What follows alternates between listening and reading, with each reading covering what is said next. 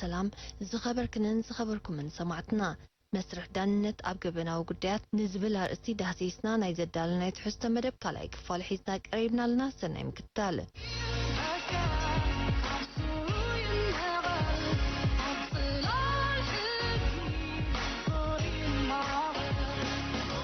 كبران سمعتنا أبز حلفة كفال حفشاو مبرهي مسرح دانت أبقبنا وقديات كساسي بوكلنا قداي كقرب زي قلو كنت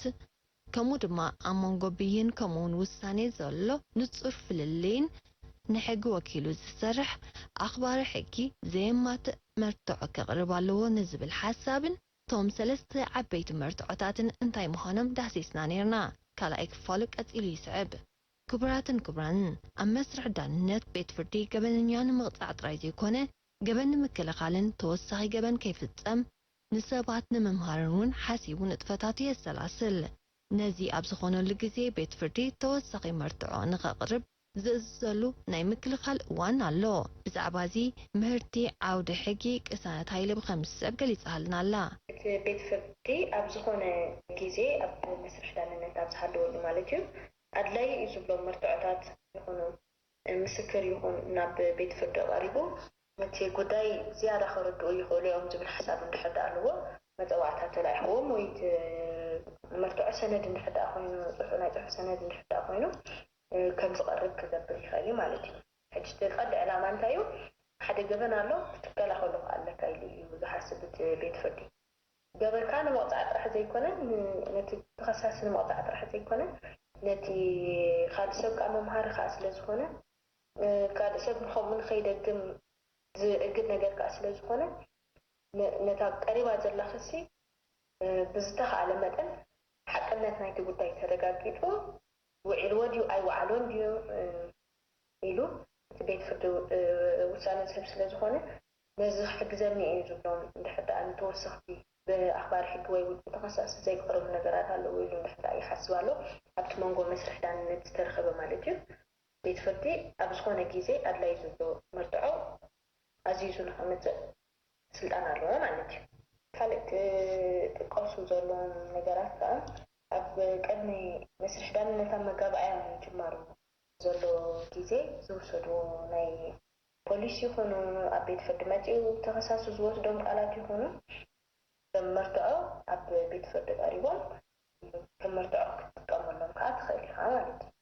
أتاك كفرشو يمزقولهم يخولي يمزقولهم نجارات بمغرب نتي بيت فردي ولا وعلو ولا تخونس لم تاكم زوعلو دفيت نايت سبديو خلاص قال مخنيات نيرويو وإني أمر رحمن دي دلو تتخصصي انتي كوينو خمس وعلو نتي قداي ولا بيت فردي خارجي يخيلي وأب أبزناي مكل خالكي زي ما نتحد زوازي حساب انتي تحسب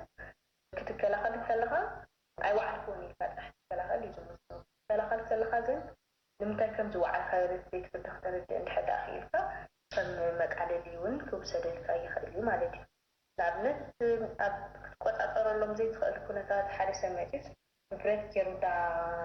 أب أسخاء جيرو حدا أكسرك عليهم سيف جدين كان بسخاتك لخان نفسه ممكن خالك حدا خبطهم تخصاصي أقريبو كم مخنيات أقريبو بيت فردي كانت أعلم خلوه كونتات يوم مالتي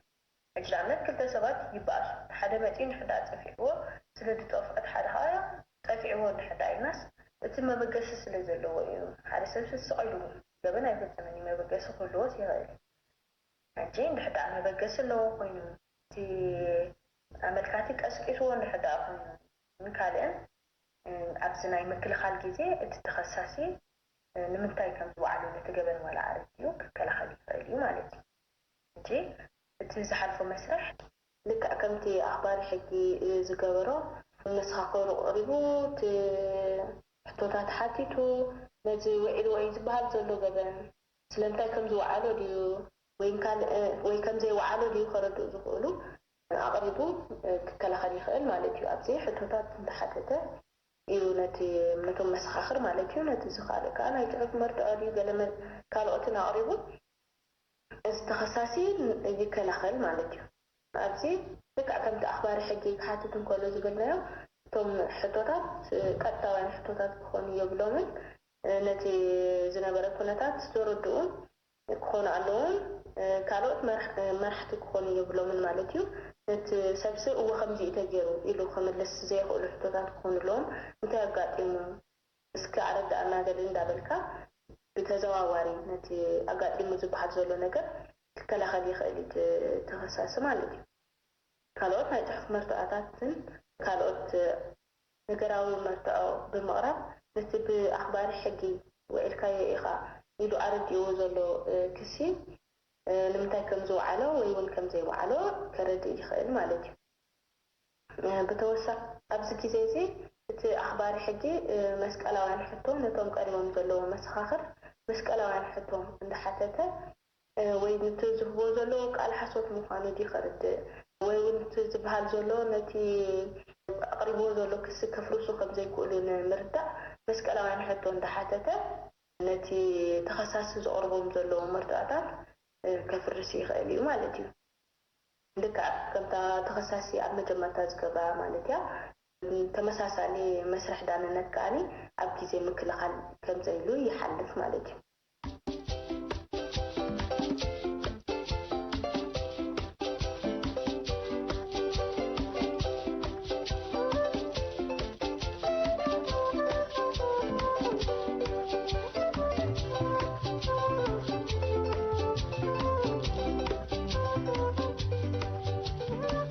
ክቡራትን ክቡራን ሰማዕትና መስርሕ ዳንነት ዝቋረፀሎም ኣጋጣሚ ኣሎ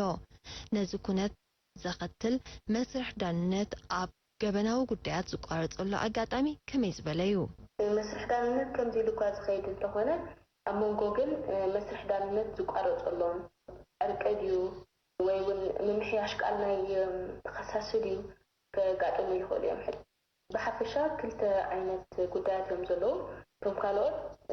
ብዕርቂ ዝዕፀው ክኾኑ ከለዉ እቶም ካልኦት ግን ዕርቂ ቀሪቡ ከሎ ዋላ ክዕፀው ዘይክእሉ ገበናት ክብድ ዝበሉ ገበናት ከዓ ኣለዉ ማለት እዩ ሕጂ ተቐሪቡ ዘሎ ጉዳይ ብዕርቂ ዝዕፀው ድሕዳእ ኮይኑ እቲ ቤት ፍርዲ እሞ እቲ ኣመልካቲ ተዓሪቐ እየ ምስ ዝበዳልየ ተዓሪቐ እየ ኢሉ እንድሕዳእኒ ናይ ፅሑፍ ሰነድ ኣምፂኡ ዕርቂ ብምፍፃሙ እቲ መስርሕ ዳንነት ተቋሪፁ بعرق خمسة عطاي كبرت فاي مالتي لحد أنا من قستان كسقينهم مخا بعرق خاص أو زي كلهم لحد أخوينهم قل يتعرقي يدها حاجي مس سندنا بيت فردي قل كأو سلا زي كلهم مزاجبتي مسرح دان النت يقصل مالتي أجت تخصصي تخلخيلو كفرس لحد أخيلو وين كفرس أنت زي كعلة أمو داتا بيت فردي حدا مرد داتا حيزو ውሳነ እዩ ዝህብ ማለት ሕጂ ውሳነ እቲ ኣብ መወዳእታ ቤትፍርዲ እዚ ቀሪቡ ዘሎ ክሲ ተኸሳሲ ውዒልዎ እዩ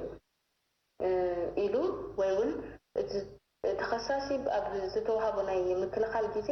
ተኸላኺሉ ኣፍሪስዎ ኢሉ ናይ ነፃ ውሳነ ይህብ ማለት ሕጂ ውሳነ ግን ኣብ መወዳእታ ናይቲ መስርሕ ዳንነት ዝወሃብ ናይ ቤት ፍርዲ ርእይቶ እዩ ማለት እዩ ኣብቲ ቀሪቡ ዘሎ ጉዳይ ኣብ ውሳነ ተኸሳሲ ብኣኽባሪ ሕጊ ንዝቐረበሉ መርትዖታት ተኸላኺሉ ኣፍሪሱ እዩ ነቲ ወይ ጉዳዩ ኣረግ ኢሉ ንድሕዳ ሓሲቡት ቤት ፍርዲ ነቲ ተኸሳሲ ናይ ነፃ ውሳነ ይህቦ ማለት እዩ እንድሕዳ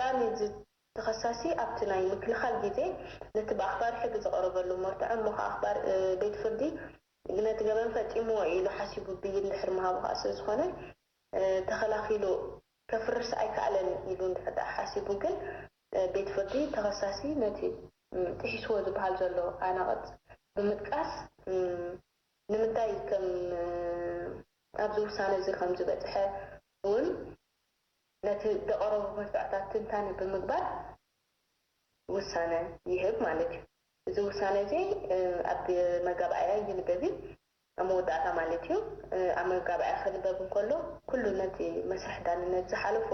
ኣኽባሪ ሕጊ ከመይ ገይሩ ጉዳዩ ከም ዘረድአ እንታይ መርትዖታት ከም ዝቐረቡ ዝተዋሃቡ መርትዖታት እንታይ ትሕዝቶ ከም ዝነበሮም እንታይ ነይን ከም ዘረድአ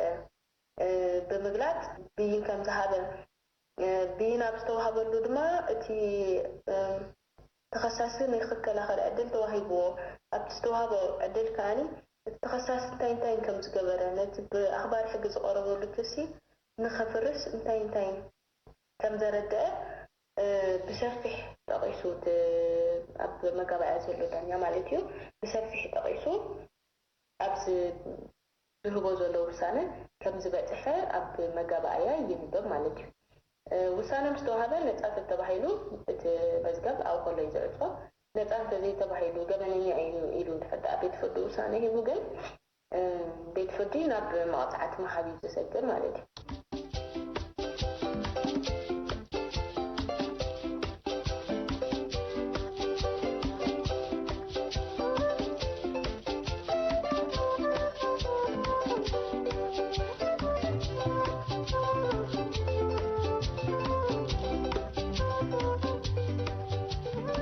ናይ ይግባይ መስርሕ ኣብ ገበናዊ ጉዳያት ካብቲ ኣብ ሲቪላዊ ጉዳያት ዘሎ ናይ 60 መዓልቲ ይፍለድ እዩ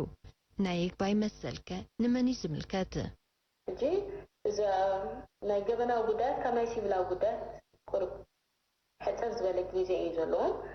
ይግባይ ክትብል እንድሕር ኮንካ ኣብ ውሽጢ 15 መዓልቲ ቅዳሕ ውሳነ ንኽወሃበካ ይግባይ ክትብል ደሊኻ ከም ዘለካ ክትሕብር ኣለካ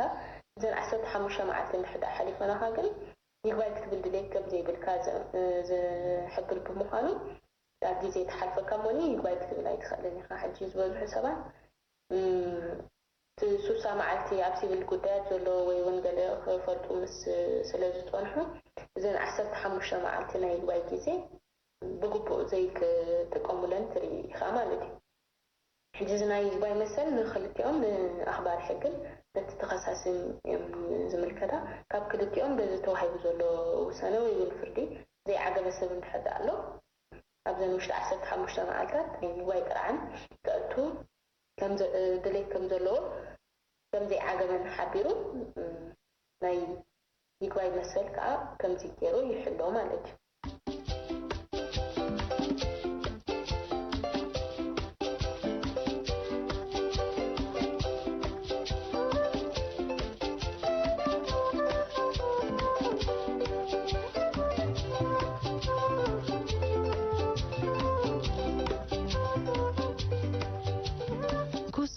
ፈጻሚ ገበን እዩ ድሕሪ ዝብል ውሳኔ ቤት ፍርዲ ዝቕፅል መስርሕ እንታይ ይመስል ኣብ መወዳእታ ሞያዊ ሓበሬታ ከተካፍለና ንምህርቲ ዓውዲ ሕጊ ቅሳነት ሃይለ ዘቕረብናዮ ሕቶ እያ ዝበዝሑ መቕፃዕትታት ክልተ ዓይነት መቕፃዕቲ እዮም ዘለዉ ብገንዘብ ወይ ድማ ብማእሰርቲ ዘእስሩ ክኾኑ ይኽእሉ ኣብ ገለገለ ኩነታት ከኣሊ ብገንዘብ ዘቕፅዑን ብክልቲኡ ማለት እዩ ብማእሰርቲ ከዓ ንዘፍርዱ ክኾኑ ይኽእሉ ማለት እዩ ሕጂ እዚኣ ኣብ ቤት ፍርዲ ናይ ገበነኛ ውሳነ ምስ ሃበ ናብ ፍርዲ እዩ ዝሰግር ማለት እዩ ሕጂ ዝውሃብ መቕፃዕቲ ፍርዲ እዩ ዝበሃል ማለት እዩ ሕጂ ብይን እቲ ኣብ መንጎ መጋባእያ ዝህቦ ርእይቶ ክኸውን እዩ ኢልና ነርና እቲ ውሳነ ከዓኒ ነቲ ጉዳይ ብምሉእ ምስ ረኣየ ናይ መወዳእታ ሓሳብ ዝህበሉ እቲ ቤት ፍርዲ ኢልና ነርና ፍርዲ ድማ እንድሕር እቲ ተኸሳሲ ገበነኛ ኢሉ ውሳነ ሂቡ እቲ ቤት ፍርዲ ከዓ ንመቕፃዕቲ ብዝምልከት ፍርዲ ይህብ ማለት እዩ ቤት ፍርዲ ሕትተን ሰለስተ ቃላት ከምዚ ኣይለን ዝፈላለያ ማለት እዩ ቤት ፍርዲ ኣብ ፍርዲ ምሃብ ምስ በፅሐ ንመቕፃዕቲ ዝኸውን ርእይቶ ካብ ኣኽባሪ ሕጊ ይሓትት ማለት እዩ ሕጂ ኣኽባሪ ሕጊ እዚ ተኸሳሲ ኢሉ ቀሪብዎ ዘሎ ቅድሚ ሕጂ ገበን ዝፍፅም እንድሕር ደኣ ኮይኑ እቲ ኣፈፃፅማ ገበን ዝተኻበደ እንድሕር ደኣ ኮይኑ ብግቡእ ተዳልዩ ነቲ ገበን ክፍፅሞ ኣይለገለን ዝወዓሉ እንድሕር ደኣ ኢሉ ሓሲቡ ነቲ ቤት ፍርዲ ነቲ ዝፍረዶ ፍርዲ ዝተኻበደ ንክኸውን ጥርዓን ይቐርብ ማለት እዩ ከምዚ ኢሉ ንኣኽባሪ ሕጊ ንሰምዖ ቤት ፍርዲ ንተኸሳሲ ከዓ ዝኾነ መቃለሊ ሓሳብ እንድሕር ደኣ ኣለዎ ኮይኑ ይሓቶ ምስ ተሓተተ ከዓ እቲ ተኸሳሲ ነቲ ጉዳይ ስለምንታይ ከም ዝወዓሎ ይፈርድእ ወይ ዘለዎ ፀገም ይፈርድእ ኣብቲ ኣፈፃፅማ ፍርዲ ንኽሕግዞ ነቲ ቤት ፍርዲ ናይ መቃለልን ናይ መካበድን ሓሳብ ክልቲኦም ይህቡ ማለት እዩ ቤት ፍርዲ ነዚ ክልቲኡ ብኣኽባሪ ሕግን ብተኸሳስን ዝቐረቡ ናይ መቃለልን ናይ መካበድን ሓሳብ ብምርኣይ ናብ ፍርዲ መሓቢ ይኸይድ ማለት ሕዲት ፍርዲ ቤት ፍርዲ ስቑኢሉ ይኮነን ዝኾነ ፍርዲ ዝህብ ኣብቶም ተኸሳሲ ተኸሲሱሎም ዝቐርቡ ዓናቐት እቲ ደረት ኣለዎም እቶም ዓናቐት ካብ ከምዚ ክሳብ ክንዲ እዚኦም ዘእስሩ ወይ ካብ ክንዲ ክሳብ ክንዲ እዚኦም ብገንዘብ ዘቕፅዑ ኢሉ ተደንጊጉ ስለ ዝርከብ ቤት ፍርዲ ዝኾነ ፍርዲ ክህብ እንከሎ ካብቲ ዓንቀጽ ደንጊጎ ዘሎ መሰረት ብምግባር ነቲ መካበድን መቃለልን ሓሳባት ኣብ ግምት ብምእታው እዩ ነቲ ፍርዲ ዝህቦ ማለት እዩ። ስለዚ ኣብ መወዳእታ መስርሕ ዳንነት ክውዳእ እንከሎ ፍርዲ ይወሃብ ነቲ ተኸሳሲ ማለት እዩ ንሕዳእ ገበነኛ ኮይኑ ኣብዚ ቤት ፍርዲ ነታ ፍርዲ ከንብብ እንከሎ ተኸሳሲ ገበነኛ ኮይና ረኪብናዮ ስለ ዘለና ምዃእቲ ተኸሲሱሉ ዘሎ አንቀጽ ካብ ክንዲ ክሳብ ክንዲ ዘቕፅዕ ስለ ዝኾነ ብምዃኑ እቲ ብኣኽባሪ ሕጊ ዝቐረበን መካበድን እቲ ብተኸሳሲ ዝቐረበን መፋኾስን ኣብ ግምት ብምእታው ንክንዲ ዝኣክል ወይ ገንዘብ ወይ ግዜ ድማ